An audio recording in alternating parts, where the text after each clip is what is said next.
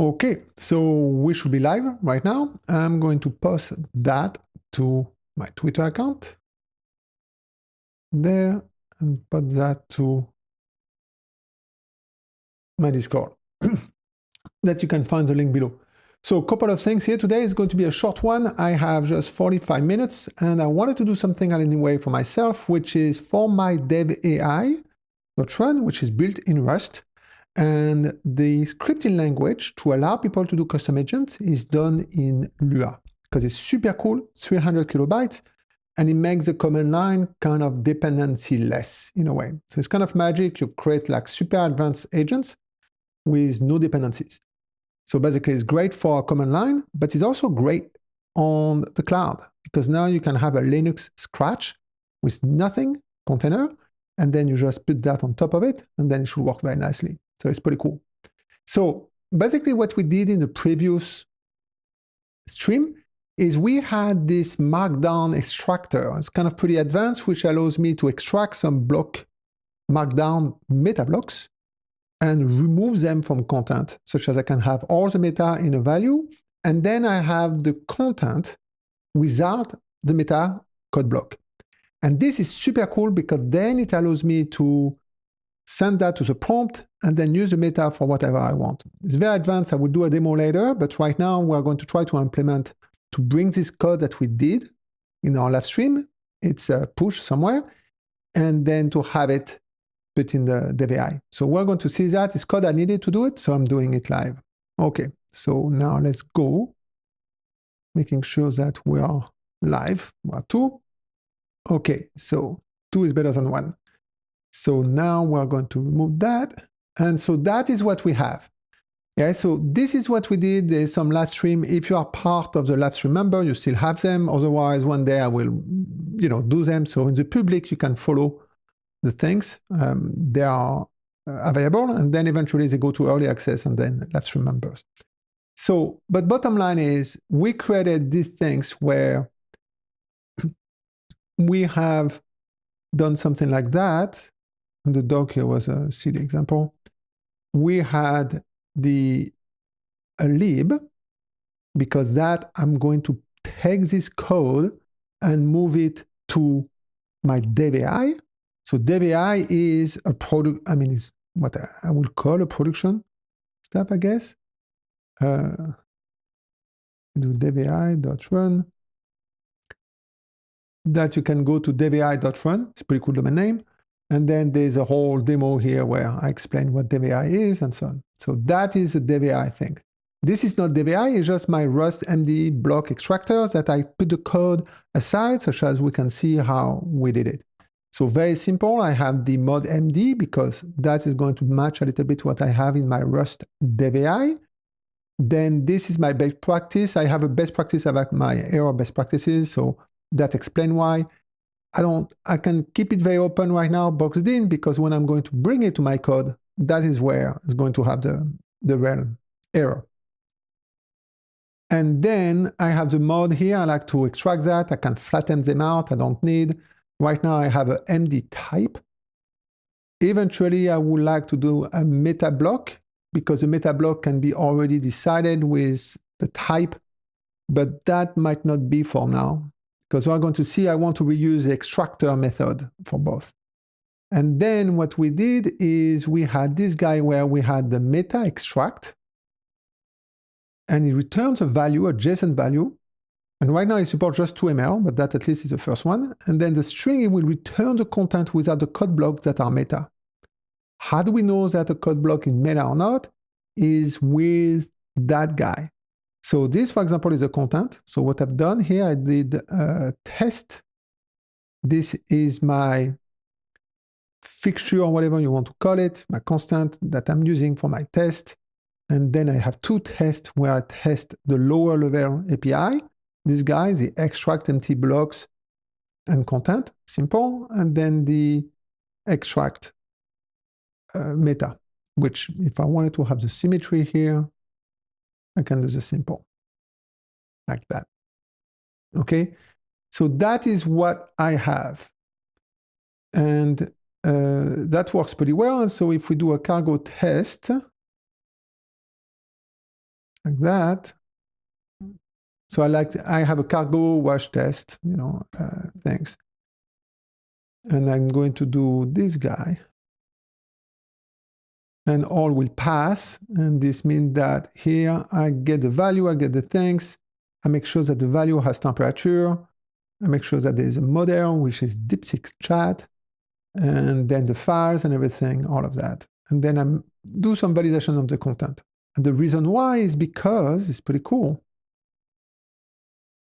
The reason why I do that is because it is the content. This is a 2ML, which is a meta. And then I have the model and the files. And here I have a 2ML, meta, temperature. So I check that those got back, got merged. So like this, I'm happy. This one empty, I make sure that it doesn't break. And then I have other ones that are not meta. This one is not meta, and this one is not meta because this language is not a meta language. So I want it to have it back. And then that's it. So that is pretty cool. So now, if I go to my devai, so hopefully that won't be too confusing. If I go to my devai over there, I am going to see that I have, so this is the command line, the super cool devai. So right now, and I'm going to take down, I'm going to check if I have the environment key. And I don't want to show it because otherwise I'm going to have to remove it. Grab key. I don't see it. I have them. And we're clear. Okay. So we're all good. So that means that now I can. So the devai here run, and the cool thing about the devai, and that is where it works. It's 100% Rust, but there is some Lua. Sorry, repeat. 100% coded in Rust, but it supports the user to use Lua to script it. So that is a way that when you script a custom agent, we have this cool recursive ask devai. You code it in a way that, like that, where you have the thing here in Lua. So you have a data block, Lua, then you have your prompt, which is system and instruction, or here I have two systems, and then I have an instruction, and then you have output, and then again, it's a Lua. And you can have a before all and after all, so it becomes super things. Okay, I can translate that. That is a power that I have. Bonjour, Jeremy. Hello, I have discovered your channel recently. Begin learning Rust. Dev Java actuellement. Yeah, I've done a lot. So Java, thank you very much. It's clear and interesting I am. That's good.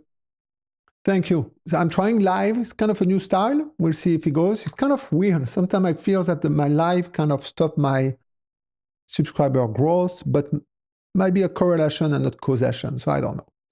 But anyway, go back to work. I have these things here where I want to. So this is where I run the beast, okay?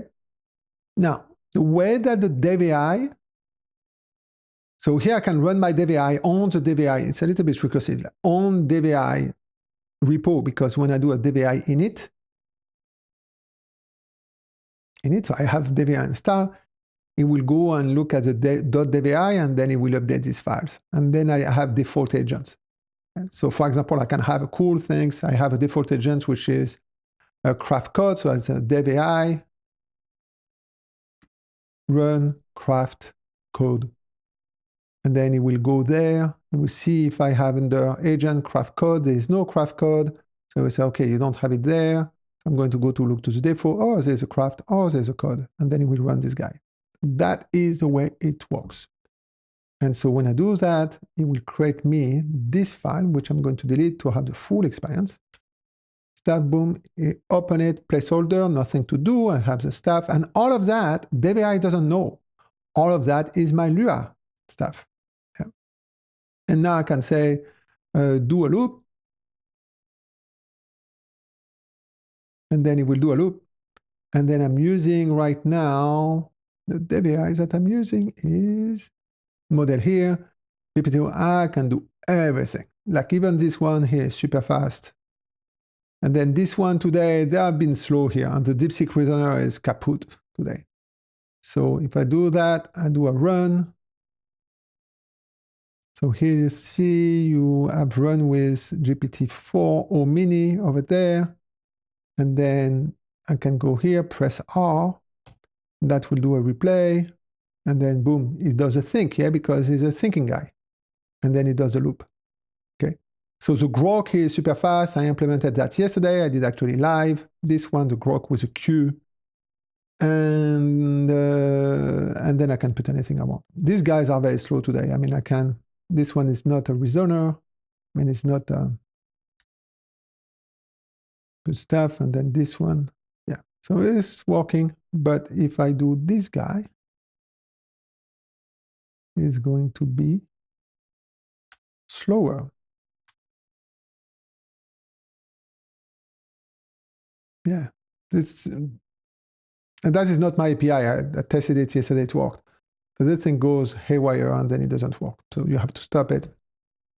And then you can run it again if you want. And then you put another one here. So we're going to go back to this guy. I think this one is hot right now. So I'm going to give it a couple of days. Otherwise, for my open source, I go to DeepSeek. I don't care. Yeah, the more they have, I couldn't care less. But for my clients, I use Grok. I use Llama. This is this guy that I look. So like this, I go locally. It's pretty cool. So anyway, so all of that to say that this is the AI model. And the way it works is I have my Lua over under script. This is kind of the base class. I have the Lua script. I have the Lua engine. And then I have all my utils. So the way it works, if you go and look at an agent that you will have here, is you have these utils that I put in the namespace, util.text, util.md, utils.whatever. And so my Rust, and I'm using mlua to do that. mlua is amazing. So the Rust that I have executes that. But the beauty of it is execute the way it has a whole flow, yeah, because it executes first this guy. I can even do a require. So I put the directory of the agent /lua in the require path. So I can do that. And here I have a craft. It's becoming like super powerful. And then I have this. And this guy, all of the utils are inside my thing. But then on the output, I have the utils over there. So that is what I want to do. I have an MD. So I have a set of utils. So if I go to doc, I will see that I have a set of utils.md. And that is everything that I can extract blocks. And that will return an array of blocks. That's the way you do array in things. And you can have the outer block content. That is a hack sometimes because LLMs doesn't sanitize the stuff. What I want, and so I'm going to create a branch here because I don't think I'm going to have everything today. So I have switch create, and I'm going to do so the way I do it is nd md xtr. I'm just going to that because in fact I found a pretty cool way of doing it, which is going to be, so I want to have that, and the extract blocks, this is wrong, is my mistakes here. Yeah. This is why my stuff didn't work. So that's my mistake. I need to have I did an AI that reviews the AI doc. But by the way, it's not this file that I want to update. That is pointless. I want to go to init, and that is where I have this file. That is what gets bundled into the binary. So this is wrong. So that explains why my devai didn't work last time. So here I say, hey, extract the block from content and stuff. And that just return the blocks, such as in Lua, I can say, I will do something like that, and that will be an array, and then after I could do a one like that, and that will work, okay? Now, so this is cool, and I don't want to break that. What I want is, you're going to understand. What I want is the other guy, and I'm going to use another one, which is local blocks, meta blocks,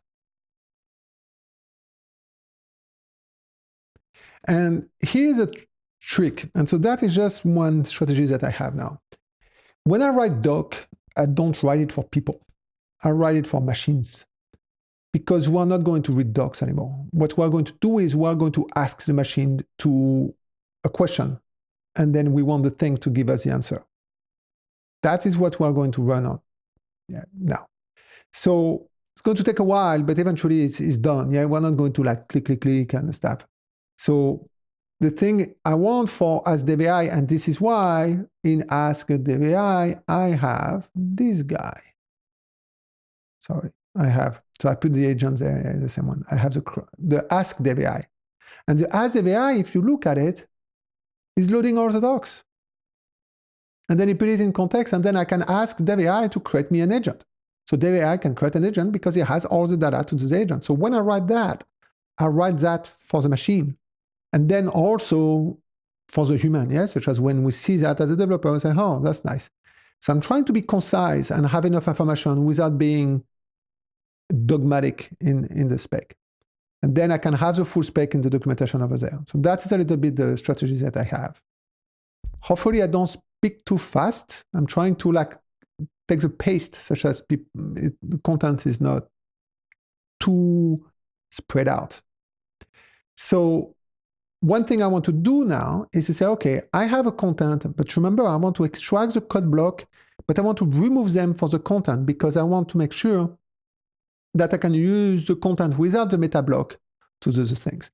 The reason why I want to do that, I'm going to go here. So if I go to the agent here on default, so this is my init. It's get confusing only in this repo, yeah, because, but if I go to my agent, whatever agent, so if I go to the craft, so usually you will copy that in the custom and then you can customize it. But if I go there, what I want to do, what the meta block is about is I want this agent to be smart enough to read my file, because today it's reading my file. Yeah? It's reading my craft code files. It's reading that, doing a split with that, and that. I want this file to do like that, where I can do 2ml. I say it's a meta block, and I say, for example, model. Okay, and then I say, I want this one to be thick chat. So whatever. So now, not only the agent can force itself to be on a specific things, because you can add config to the agent, code.devai, but also now I can say, hey, with this extract meta block, you will get the value. And so you will get that, and you can ask anything. Yeah, if you can have source files, for example, or whatever you want. Yeah, that the agent will say, "Hey, give me your source files," and then that will be an array of source file. And I don't want to give everything. I want to do, script, for example, and then I want to do something like that. Okay? .rs, and that could be an agent that say, if you give me that, I will explain you what all these files are doing or whatever. And so that is a way that in the prompt you can give information, like forms, back to the AI. It's getting super powerful once we are going to have that in. So this is what I have, and right now it's not. So that will get back into the prompt, and then the AI would get confused. They say, well, do a loop in what? In 2ml? Or they will, I mean, we can try it, stuff, but the guy is going to be confused here.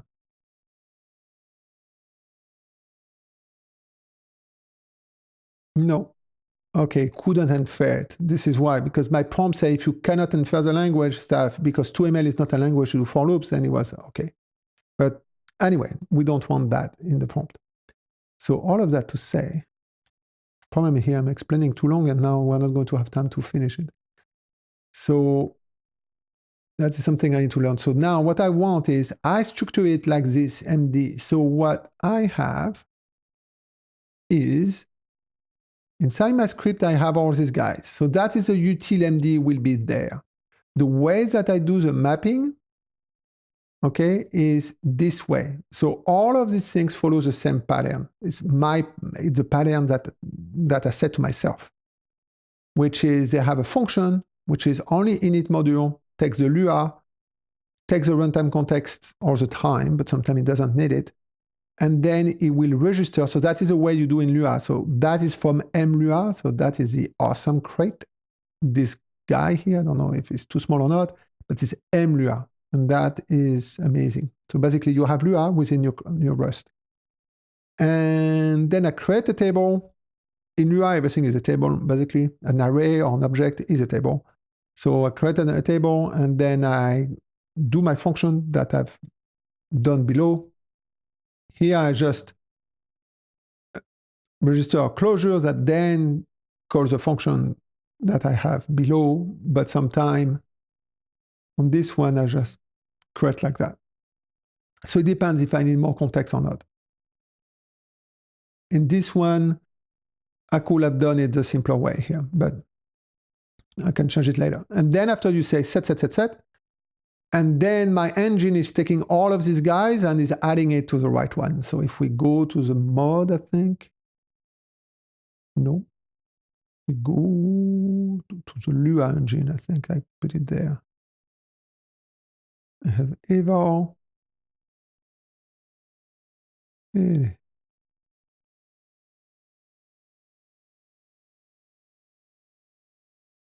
Okay, this one here. So I made a little declarative macro. Sometimes I do that. It's harder to read, but stuff.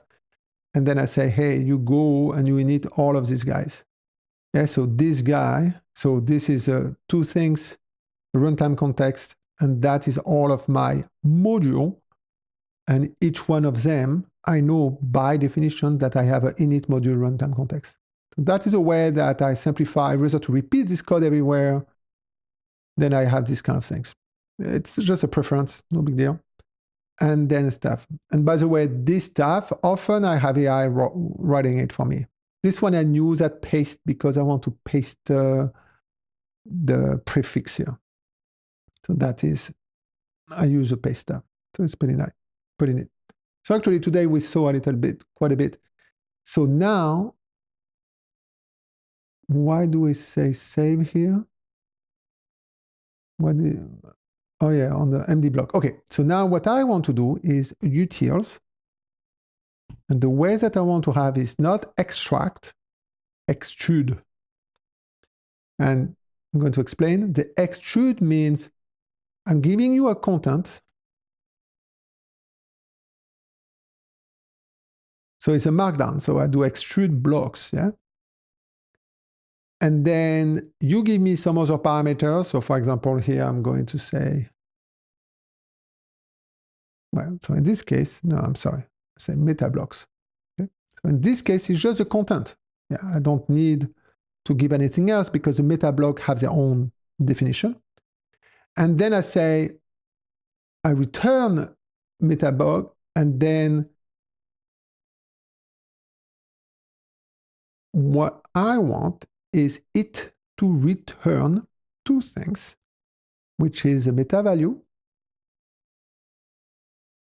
That is what we saw, yeah, which is all of these properties in the two MLs, they get merged into one guy, okay?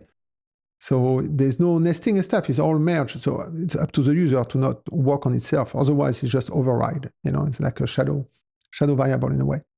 And then the content prune or extruded or whatever, content extruded, yeah, I guess. It's not really English or whatever, but so that means that this, if I want the full content, I have it there anyway, but at least that will extract whatever that means, but it will also return that. Okay? Need to make sure that that is a correct English word.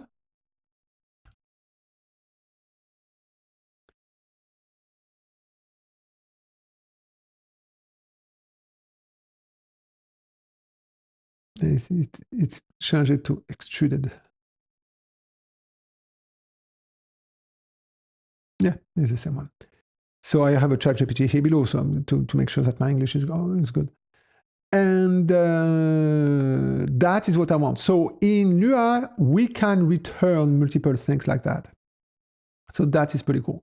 So two things I need to do. One is I need to bring back this code here, there, and 2, I need to be the binding over there. So probably because I only have 23 minutes, or let's say 20 minutes, or 18 minutes, let's see. It's always good to be time constrained. So let's see if we can do that. So I'm going to take that, Command C. So again, the cool thing here, usually I wouldn't have done that external, but actually it's pretty good. Sometimes when you have something, you're working externally, it's fully dependent. And the way that I've done is production friendly. So I have my test and everything. So it's not an XP per se. Yeah. So I copy it like that. And I'm going to go and just to explain the way that I organize. And again, the way you organize is a way that works for you. There's not like a source of truth or like a Bible somewhere, whatever. The thing that I like to do in my videos or in my life is to explain the reasonment thinking. The thing that I like to do is when I do things, I like to have stories about the things that I do. So, and it's not to be cute, it's such as my brain rework the thinking path of why I did something, and I can validate that the new decision or the smaller decision fit in the bigger story. That is a way that I think. So now, the way that I think is I say, okay, we have the script over there, but the implementation, the meat, I didn't put it there, except when it's very simple. But typically what I do is I put it on support. So I have this convention, again, that I don't use utils too much, sometimes at the root, but I use the word support. And support in my world is a module that supports where in the module tree it is and can support everybody below, but cannot be used above. This one is a support at this level, so it's at the root, so everybody can use it in a way. But if you look at, I don't know, yeah, here, for example, I have a support here because there were no like good name of these guys. These guys were like silly guys, yeah? Yeah, open VS Code, you know, what I will have done, open, I mean, I don't know how I want to group them yet. So I put them in support, and that is support. And I know by my convention that the support is only for this guy. So I know by just looking at the files, I know that if I click on mod, I'm going to have mod support, and I am not going to re-export it. And if I re-export it, I would say use something, which usually I don't like. I like to have support in the namespace, but it wouldn't be a pub use, okay? So that is the way that I like to work. And so that is the support, and that is where I have the handlebars, the HTML, the JSON, and all the little helps that sometimes is script and sometimes is something else. So that is the way that I like to organize it. And then what I'm going to do is I go to the support MD. So MD, AI lacks in Markdown. And it lacks because I think it got trained a lot with Markdown. And I think the reason why Markdown is an amazing language for AI, LLMs, because when it's HTML, all of these tags is very token heavy. In fact, if you take an HTML page, the same content and with the HTML markup, and you put it in HTML and you see the token count is super high, all these brackets and things.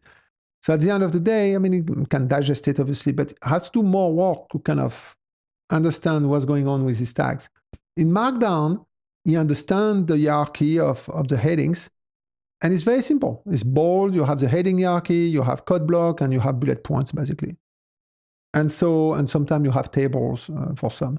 But the LLM understands extremely well that. So basically, when we do a prompt, it's always a good idea, or when we organize data for to put the RAG or whatever you want to call it, is always a good idea to be Markdown. Consequently, when you do AI work, and in fact, that will go, I have a crate, which is So I have the GenAI crate, so that is my crate. And then you have another one, which is agentic. Okay. And so the agentic crate here will be the one that I'm going to make this stuff on devai, some of the stuff a runtime, an agentic runtime. And it's not about the whole marketing stuff, but it will allow us to use that in a server or in a command line or in the desktop apps or in whatever. And it's built on top of GenAI, which is cross models. So that is the vision behind it. So now, all of that to say, I come here, I get this one. I have the meta extractor. Now, I'm going to call it, I'm going to follow the practice right now. This is a little bit redundant with my MD. The reason why I have these names is because I know that those are functions, basically, yeah. And then typically I'm going to re-export them there. And I didn't re-export there's one that I didn't re-export, there's a reason for it. This one, and because it's just an implementation. No. Yes. So MD section split is just used somewhere there. And then after you have the into Lua. So I didn't need to export that. So that is the reason why it's this module. But otherwise, it would have been exported like this one. So now I'm going to do a mod MD meta extractor. So my current thinking about the API is that the extractor, and I'm going to have to change my module section and stuff, but the extractor will support both modes. Will support a mode where I say, hey, extrude or do not extrude. Because I don't need to build the string if the user doesn't need the string. So this way, again, people are not using this API in Rust. So when I'm going to move it to agentic, if I move it to agentic, I might make a nice friendly API there. But for now, the exposed is on the Lua side. So this is why I didn't change it to extrude yet. Keep it extractor because the extractor will do both. And the difference will be at the binding on the Lua stuff. Hopefully, it's not too, I'm making sense with everything I'm saying, but this is the goal. So obviously, when I do kaboom, now I have a MD block here. So this is not the MD block, this one. I'm making sure I have a little cool stuff here. This is, okay, the error is at the source, that's good. And then what I'm going to do is, okay, couple of things. MD block, that I had an MD block, create types. Yeah, right now I put it in types. The reason is because I have it in JavaScript and stuff. I mean, in JavaScript, in Lua and everything. I need to revise that, but this is where I have the types because this way it allows me to have all of the types that are used in my Rust and in Lua. And this way I have the into Lua. That helps a lot because when you implement this interface, then you can put it into the Lua script. So that is the way it works pretty well. So this is why in my little experiment over there, I had this MD block to match this guy. Now, there will be an argument to say, hey, you should actually have an MD block, a meta block, with only the line that you are supporting, but then it's going to make everything a little bit more trickier. So I have this meta extractor, which is pretty good. Nobody is using it, which is normal. And the thing I am thinking right now is the following, which is which is I know what to do. This is pretty cool. Oh, I have 10 minutes, but it's going to be pretty cool. So now I want this one to do both. I want this one to do the extrude and not the extrude. So in the extract here and the blocks content, I want to actually return an option of string. Okay, and that I will take an extrude. That will be bool. Okay, I'm going to command. It's not going to be happy about that, but that's fine. You still see the stuff here. Oh, I'm sorry, I had it there. So I have added extrude like that, and then I will say, I don't even know the proper way to do arguments. So content, I'm going to do content like that. Content, the content to extract the meta blocks.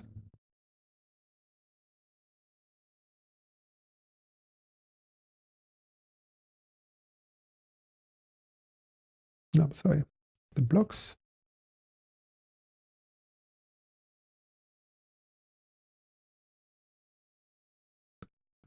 Right now, there are the meta blocks, yeah, and which is code blocks that have the meta and everything. Eventually, I want to make it a little bit more generic, so I need to review stuff and might make that as an iterator.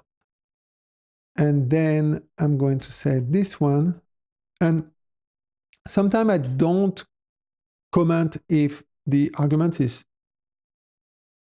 just to say nothing. I say the return, and then that's it.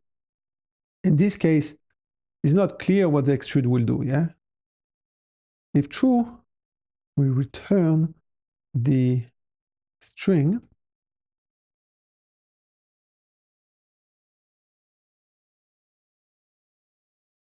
content minus the meta blocks.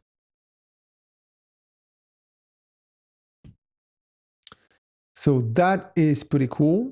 And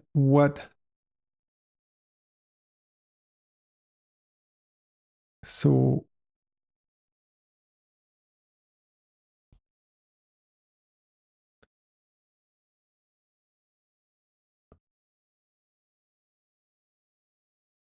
this one, to be honest, actually this one, I'm going to keep it like that.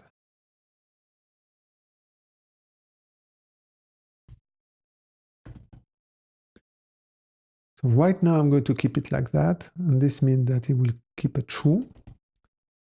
And this means that this one could be an option of things. And then if it has nothing, we'll say let content unwrap or default. That will be a string. And then I should be happy on this one. And then that's it. So right now, this is my strategy here. This extrude the meta code blocks and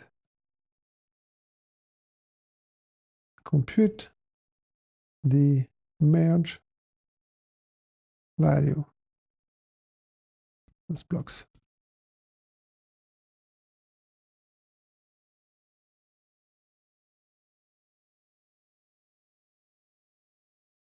Okay, so something like that. I think this is good. Now there's test here that is not working. So this one is not working because, oh yeah.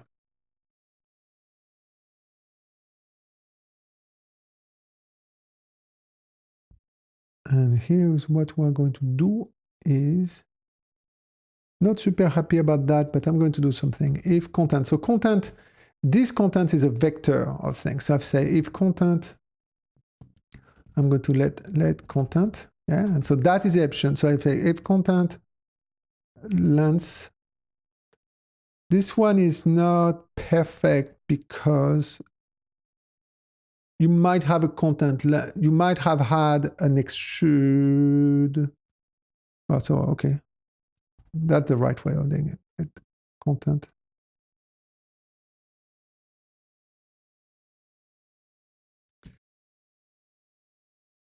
Content, and then if extrude.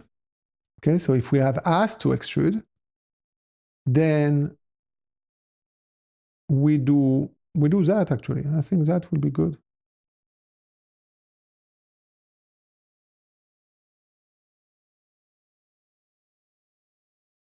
And then else, we do a none.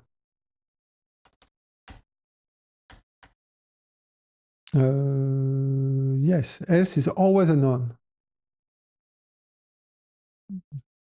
Then it doesn't know the type here, the none of what, so we can do and play around with the stuff. That will be hard. And rather than that, we're going to... Oh, sorry. Because this function in Rust can only return one type. So that is a strategy here that I have. It's good enough for now. And if there's nothing, if there's no string and stuff, and then what I want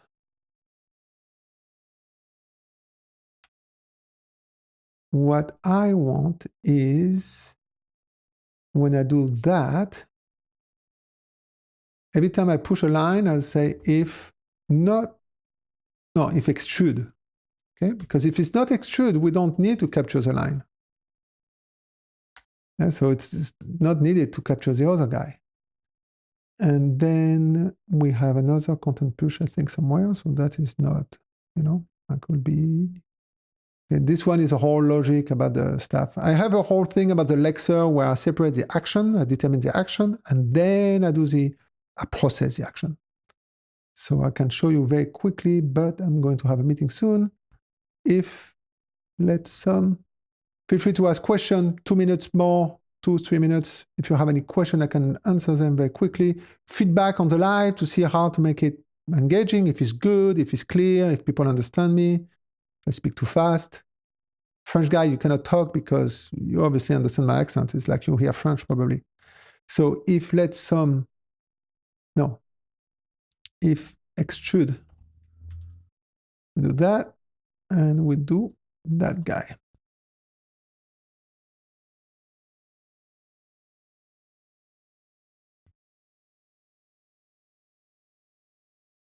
Okay, now this guy here, MD extract,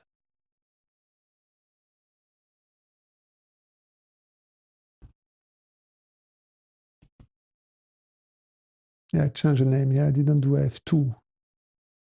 This one has true here, making sure that the thing is true. And then the content here complains because of the stuff. So I do let content equal content. So the content is an option of string, and I want to say okay, or should have content. The only goal here is that when you see this error, you should do a search and find your duck. It doesn't matter. You don't have to be too dogmatic. Boom, that works pretty well. We go back there. The action. Why does it complain? I'm using those.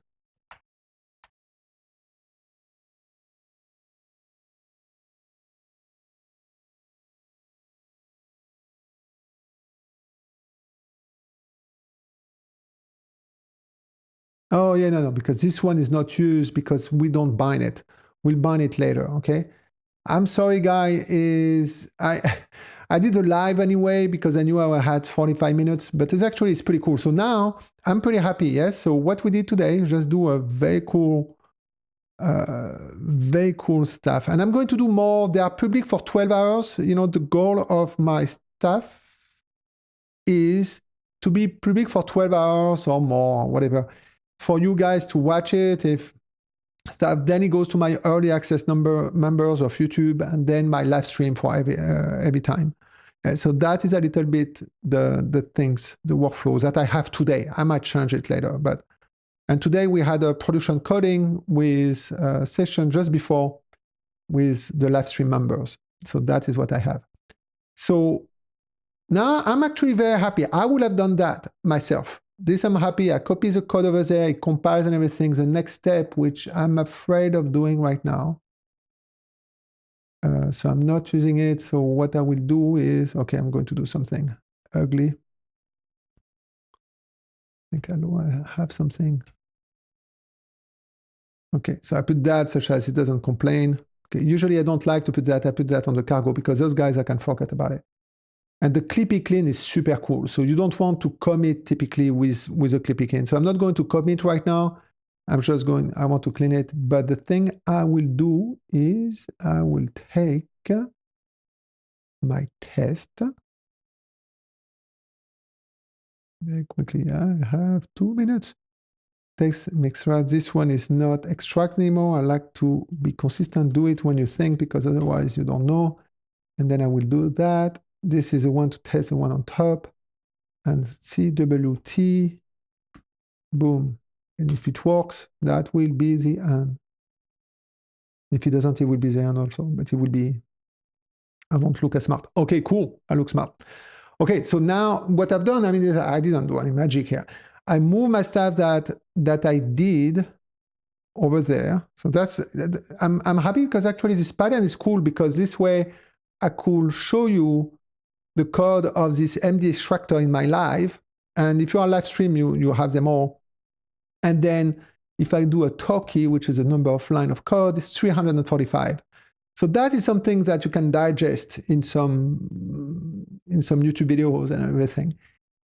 This one here, talkie, is 10,000 line of code or 7,000, depending on how you want to code. That is to explain people, like today, I showed you, it's a different purpose. Yeah, I show you how the thing is structured from a top down almost, and you see how things is add up, but you don't have to understand every details. So I think it's pretty cool. I moved it there, it works there. And then I have a conflict because this meta extractor, honestly, conflict un petit peu, with this block iterator, which is also pretty cool. So it's an iterator that allows me to do the things. But in this case, the business logic is to go through all of the meta. Yeah, so I don't want to have a next, because I don't want to update values. I want to be efficient. So I might keep both. I don't know. Yeah, but this one will have to have a little bit of the logic of this one about the extrude business. So hopefully you liked it. I have a meeting. Until next one, happy coding.